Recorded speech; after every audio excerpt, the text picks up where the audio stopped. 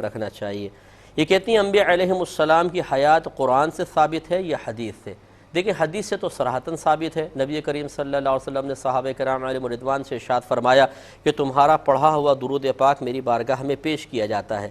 کسی نے عرض کیا رسول اللہ صلی اللہ علیہ وسلم آپ کی وفات کے بعد کیا ہوگا؟ آپ نے ارشاد فرمایا کہ انبیاء علیہم السلام اپنی قبور میں زندہ ہیں۔ اللہ تعالیٰ نے زمین پر نبیوں کے جسموں کا کھانا حرام فرما دیا ہے۔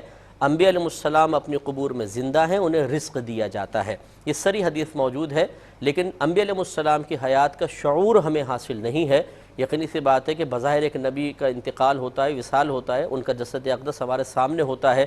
اب کیسی ان کی زندگی ہے یہ اللہ ہی بہتر جانتا ہے، لیکن بہرحال ان کی زندگی ثابت ہے۔ قرآن سے اس طریقے سے ثابت ہے کہ شہداء کے بارے میں صریح آیت موجود ہے۔ اللہ تعالیٰ نے ارشاد فرمایا جو اللہ تعالیٰ کے راستے میں قتل کیے جائیں انہیں مردہ گمان مت کرو، وہ زندہ ہیں لیکن تم ان کا شعور نہیں رکھتے ہو۔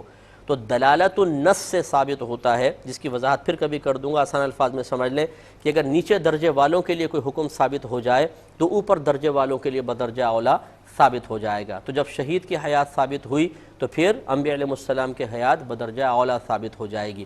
جیسے اللہ تعالیٰ نے فرمایا وَلَا تَقُلْ لَهُمَا اُف، ماں باپ کو اف بھی مت کہو، تو ماں باپ کو پھر مارنا اور گالی دینا بدرجہ اولا منع ہوگا، کیونکہ وہ اس سے زیادہ درجہ رکھتا ہے۔ آپ کو کہے ماں باپ کو ماں بہن کی گالیاں دے، اور جب آپ کہیں کہ یہ تم گناہ کر رہے ہو، کہے کہ کہاں قرآن میں لکھا ہے وَلَا تَقُلْ لَهُمَا اُف لکھا ہے کہ اف مت کہو، میں تو گالی دے رہا ہوں، اف کو ہی کہہ رہا ہوں۔ تو لازم سی بات ہے جب نیچے درجے کے لیے حکم ثابت ہوا کہ اف کہنا منع ہے تو اوپر درجے والوں کے لیے بدرجہ اولا ثابت ہوگا۔